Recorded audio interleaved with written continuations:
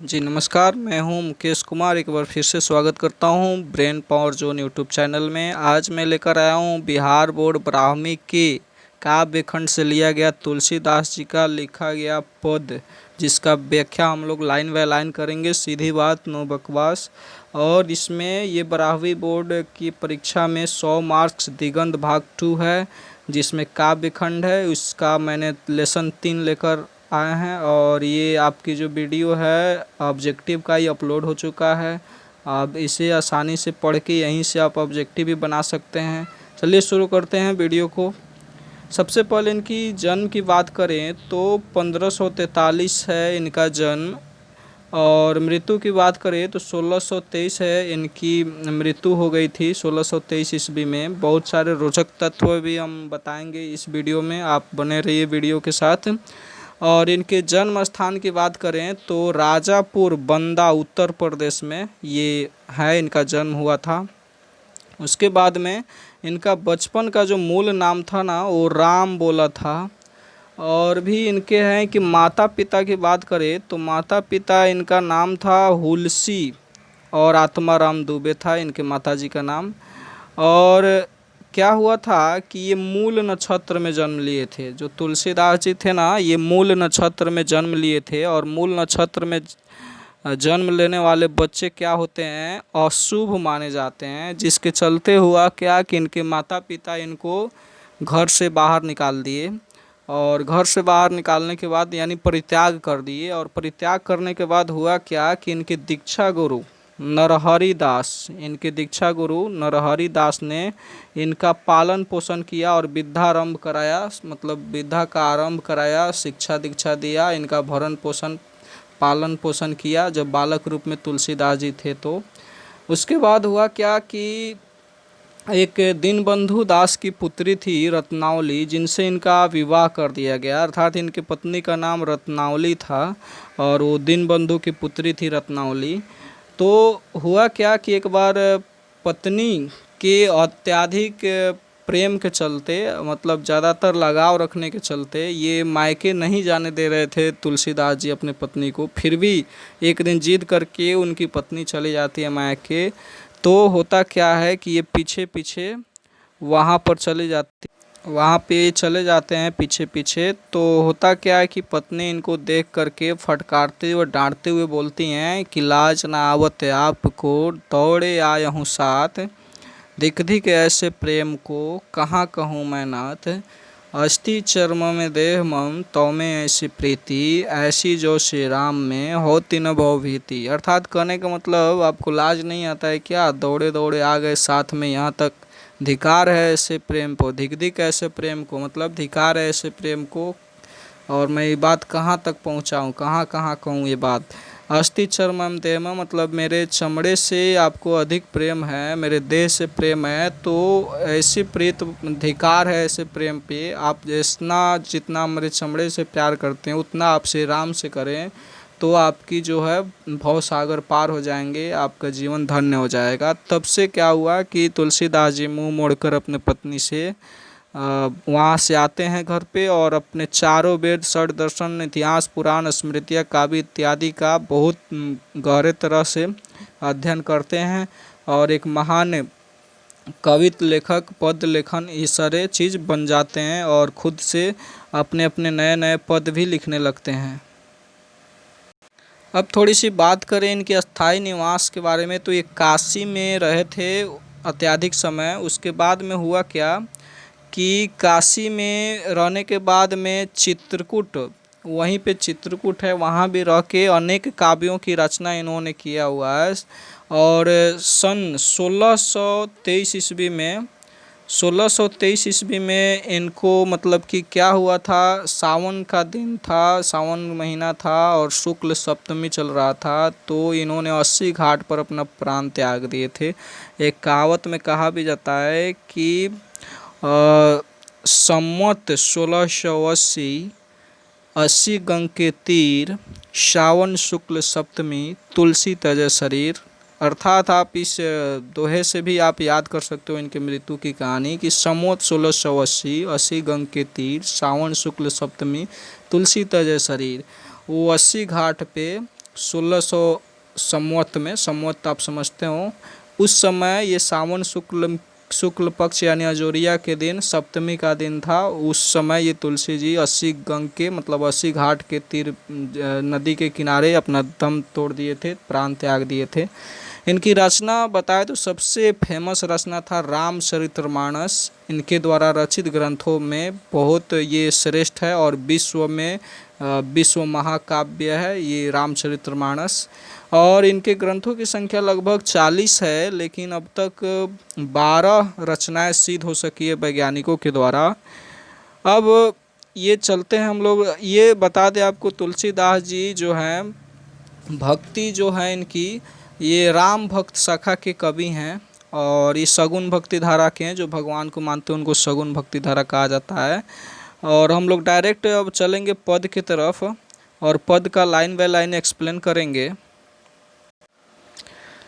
बता रहे हैं तुलसीदास जी सीता माता के द्वारा श्री राम प्रभु के पास अपना बात रखने के लिए ये जो वक्तव्य हैं, कथन है, ये श्लोक हैं, ये दोहे हैं, ये पद जो हैं उन्हीं के लिए समर्पित हैं। सीता माता को पैरवीदार बनाया गया श्री राम प्रभु तक अपनी बात पहुंचाने के लिए। वहीं ये तुलसीदास जी लिखते हैं सीता माता के लिए कि कम बहुक अम्ब अवसर पाई, मेर यु सुधि दायवी कछु करुण कथा चलाई। कम बहु का मतलब होता है कभी भी, अम्ब माने हे माता, अवसर माने मौका चांस, पाई माने मिले। हे माता, कभी भी आपको अवसर मौका मिले तो क्या करना, मेरी यो सुधि धायवी, मेरी सुधि, धायवी मीन्स दिला देना, सुधि मतलब याद, मेरी मतलब मेरी, कछु करुण कथा चलाई, कुछ करुण कथा चला के मेरी याद दिला देना भगवान श्री राम को, मेरी सुधि दिला देना। दीन सब अंगहीन छीन मलिन अघी अघाई। हे माता, हे सीता माता, आप उनको ये भी बता देना है कि एक दीन है, दीन मतलब गरीब है, सब अंगहीन मतलब असहाय है, छीन मतलब दुर्बल है, कमज़ोर है, मलिन मतलब साफ सुथरा भी नहीं रहता है, मैला रहता है। अघी अघाई, अघी मतलब पापों से भरा हुआ है, अघाई माने भरा हुआ है, पाप, अघी मीन्स पाप और अघाई माने भरा हुआ। बता देना है माता कि एक गरीब है, असहाय है, दुर्बल है, मैला है और पापों से भरा हुआ है एक व्यक्ति है जो नाम लय भरे उदर एक प्रभु दासी दास का। वो नाम ले लेकर के आपका अपना पेट पालता है और प्रभु दासी दास का, और अपने आपके दासी का भी दास वो कहता है अपने आप को।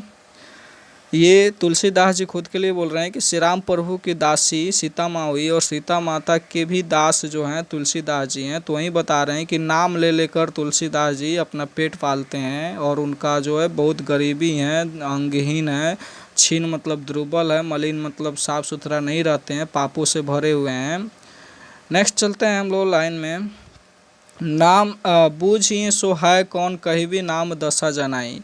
यदि वो समझ जाएंगे इस बात को, इस कहानी को रुचि लेने लगेंगे समझने के लिए, तो यदि पूछ दिए श्री राम प्रभु कि सो है कौन, तो कहीं भी नाम दशा जनाई, पूछ दे कि कौन है वो, तो आप क्या करना माता कि उन नाम भी मेरा बता देना और साथ साथ में मेरी दशा हालत भी उनको जना देना, बता देना।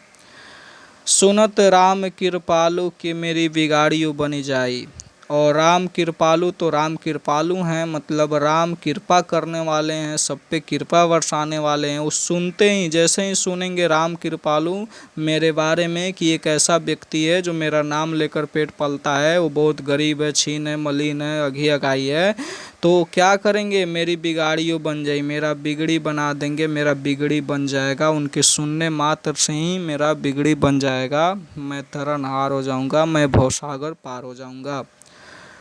अगला लाइन है कि जानकी जग जननी जनकी किए वचन सहाय, तरे तुलसीदास भवतो नाथ गुण गन गाई। हे जानकी माता, हे जग जननी अर्थात सीता माता, हे जग जननी माता, जन की किए वचन सहाय, आप जन जन की, हर एक आदमी की सहायता करती हो, वचनों को सहायता करती हो, बातों को समझती हो, बातों को ध्यान में रखती हो। तरह तुलसीदास भवतो नथ गुण गन गाई, आप मेरी ये बातें श्री राम प्रभु को बताएंगी तो मैं भवसागर पार हो जाऊंगा, मैं तारनहार हो जाऊंगा और हमेशा प्रभु की गुणगान गाऊंगा। चलिए 2 नंबर में चलते हैं, 2 नंबर पद की तरफ। इसमें तुलसीदास जी खुद श्री राम प्रभु से अपनी याचना करते हैं, प्रार्थना करते हैं और अपनी दशा को, अपनी हालत को डायरेक्टली रखते हैं। इसमें इनडायरेक्टली रखे हैं तुलसीदास जी, सीता माता के द्वारा पहुंचाए हैं, और इसमें डायरेक्टली अपनी याचना प्रार्थना कर रहे हैं। आइए शुरू करते हैं। फर्स्ट लाइन जो है, द्वार हों भोर ही को आजू, द्वार मिस दरवाज़ा, हों मिस मैं, भोर मिस सुबह से ही, आजू मिस आज। मैं आज द्वार पे आपके भोर से ही, सुबह से ही खड़ा हूँ। हे श्री राम प्रभु, हे भगवान, मैं आपके द्वार पे सुबह से ही खड़ा हूँ। रटत रिरिहा आरी और ना कौर ही ते काजू, मैं रिरिया रहा हूँ, रट रहा हूँ, गिड़गिड़ा रहा हूँ। आरी और ना, मुझे और कुछ नहीं चाहिए। कौर ही ते काजू, बस एक कौर ही मुझे चाहिए। और कौर का मतलब आप समझिए भोजन का जो कौर होता है ना, 1 कौर 2 कौर ऐसा वाला, मुझे वो कौर ही चाहिए। इसका मतलब भोजन नहीं, वो भक्ति के प्यासे थे, भक्ति के भूखे थे, इसलिए वो कौर मांग रहे थे कि भक्ति का 1 कौर हमें ही चाहिए। अगला लाइन है, कली कराल दुकाल दारुन सब कुम्बाती को साजू। हे भगवान, हे प्रभु, हे श्री राम, ये कली मिस कलयुग है, कराल मिस बहुत अकाल है, दुकाल मिस खराब समय, दुष्काल, दुष्काल का मतलब बहुत खराब समय चल रहा है, दारुण भयंकर, बहुत भयंकर अकाल पड़ गया है, खराब समय आ गया है, कलयुग है। हे भगवान, सब कुम्भाती कुसाजू, सब कुम्भाती हो गया है, सब कुसाजू हो गया है, अढंग बेढंग हो गया है। इसलिए हे भगवान, इसके लिए कुछ सहायता करे, मेरी मदद करे। नीच जन मन ऊँच, नीच जन मन ऊँच जैसी कोढ़ में की खाजू। मैं नीच आदमी हूँ, जन्मिस आदमी, और नीच मिस तुच्छ निम्न, मैं तुच्छ जीव हूँ, निम्न आदमी हूँ, मैं नीच आदमी हूँ, लेकिन मेरा मन जो है, मेरी अभिलाषा जो है काफ़ी ऊंचा हुआ है, मेरी सोच, मेरी इच्छाएं जो है बहुत बड़ी हैं। जैसे कोढ़ में की खाजू, जैसे कोढ़ी लोग को खाज खुजली हो जाता है। अर्थात कहने का मतलब यहाँ पे थोड़ी सी दिखाया गया है, दर्शाया गया पर्दे में कि एक दुखी व्यक्ति को और दुखी करना, यानी कोढ़ तो हो गया, कुष्ठ रोग तो हुआ ही है, लेकिन उसमें खुजली होता है, तो एक दुखी व्यक्ति पहले से और दुख हो उसमें हो जाता है, कष्टमय हो जाता है। इसीलिए ये बता रहे हैं कि मैं नीच आदमी हूँ, मेरी अभिलाषाएं हो करके वो खुजली के समान हो गया है। अर्थात एक दुख व्यक्ति को और दुख दिया जा रहा है। हरि हिय मैं सदैव बुझियो जाई साधु समाजो, जब मैं हर के हिय मैं सदैव बुझियो जाई साधु समाज, मैं साधु समाज के पास अपनी समस्या लेकर उनको बुझाने के लिए, समझाने के लिए जाता हूँ।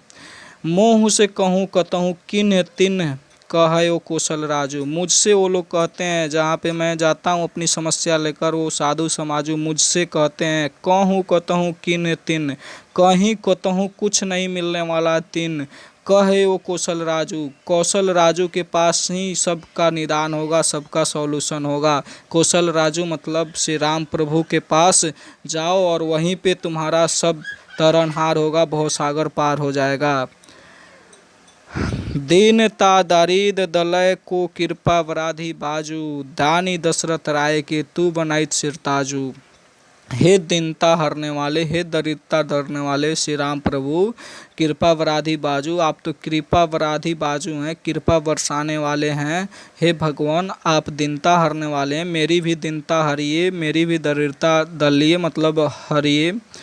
दानी दशरथ राय के, हे दशरथ राय के दशरथ नंद, हे भगवान, हे श्री राम प्रभु, आप दशरथ के लाल हैं, आप दानी हैं।